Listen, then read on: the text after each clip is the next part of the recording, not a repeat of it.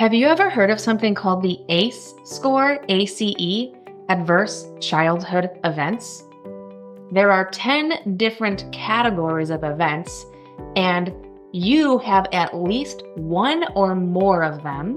The more of them you have out of the 10, then the more you are at risk for having, dare I say it, the T word, trauma. But most people don't identify with the T word, trauma, when they have it. So we can simply use the phrase unresolved emotional wounds of the past.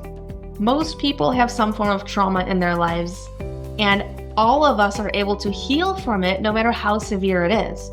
And with the ACE score, Adverse Childhood Events, it's not like it's a categorical you have trauma or not, and everyone who has it is the same. It's a spectrum of intensity of how deep is your trauma, how wounded are you, and how committed are you to the healing journey. That's what I care about. I'm going to briefly list the 10 adverse childhood events. You're going to keep tally of how many you've had, and we're just going to then briefly go over one of them that is really important, and here's why. Addiction only happens in the presence of unresolved emotional wounds of the past. We can call that trauma if we want to. The labeling of it doesn't matter, because every addiction is merely an escape, an escapism from the unresolved emotional wounds of the past that creates some sense of insecurity, some sense of unworthiness, not good enough, anxiety, depression, fear of rejection, fear of abandonment. It shows in many different ways.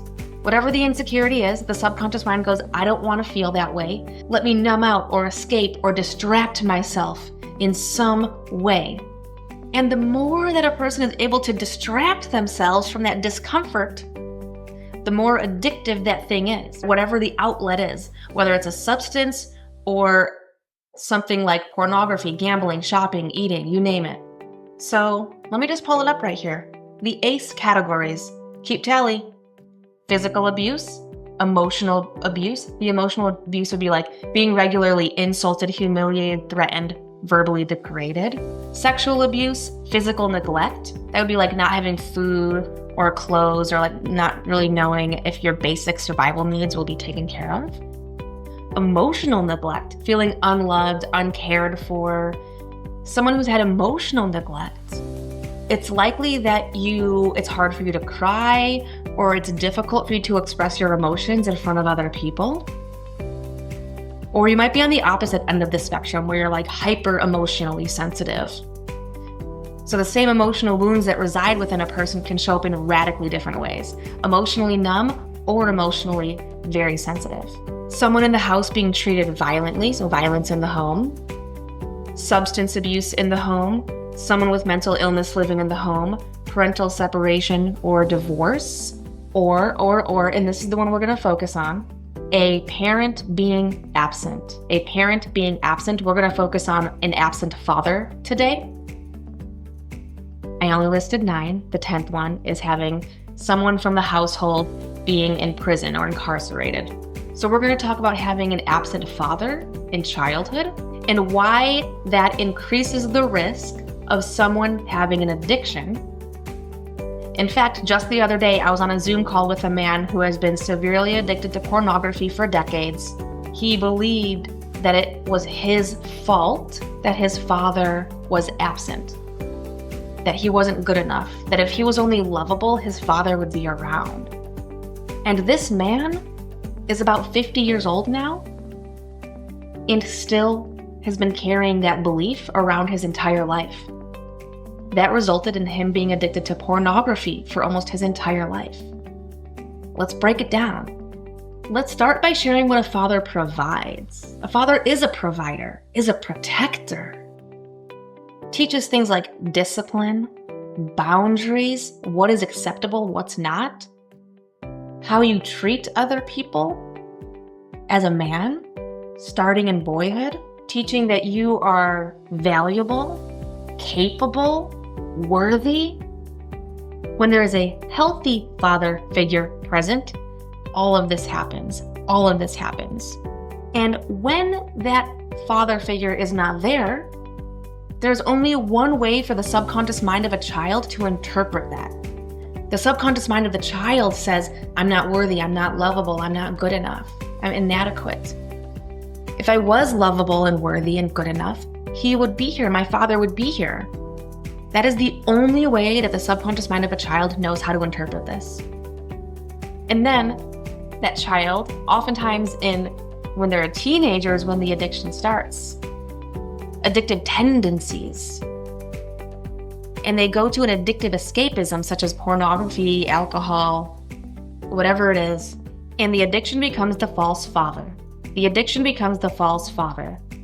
The addiction provides a sense of security.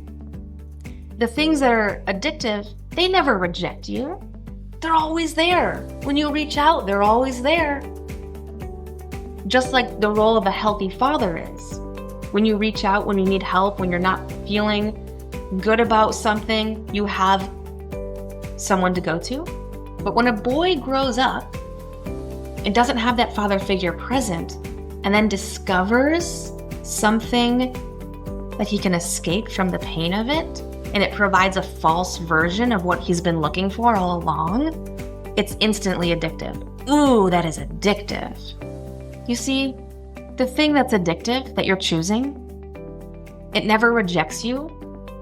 It requires no courage. It's always available. It temporarily makes you feel better. It never makes you feel like you're inadequate because it doesn't reject you. It doesn't abandon you. Addiction is a false father. And so for those of you who grew up without fathers and have an addiction, it's because you are still deeply wounded as a result of him abandoning you. The way you heal from this is with subconscious work. And when you subconsciously elevate your self-worth, how does that translate? You no longer have fear of rejection or that fear of abandonment. You no longer feel inadequate or not good enough. You no longer feel unworthy of love and kindness and compassion and love and acceptance because you cultivate it. And you heal from that. You transcend your pain into your power. You transcend your pain into your power. And everyone can do that, no matter how big the pain is. And the deeper the pain, the darker of a place of pain that we go to, the bigger the hurt, the brighter we shine on the other side when we transcend that pain. And it is incredible, and this is an option for everyone. It is a choice. This is an option for everyone. It is a choice. And I have not only transcended my pain into my power, but also into my purpose work.